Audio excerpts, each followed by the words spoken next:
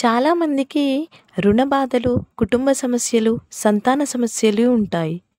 ఇలా ఉన్నవారు ఈ క్రింద చెప్పిన విధముగా చేయండి. ఆలయాన్ని దర్శించుకున్నప్పుడు రావి చెట్టు క్రింద ఉన్న జంట నాగులనైతే పంచామృతాలతోటి అభిషేకం చేసి వాటికి పసుపు, కుంకుమ పెట్టండి. ఇలా 3, 5, 9, 11 వారాలు క్రమం తప్పకుండా చేస్తే మీ సమస్యలన్నీ గట్టెక్కుతాయి.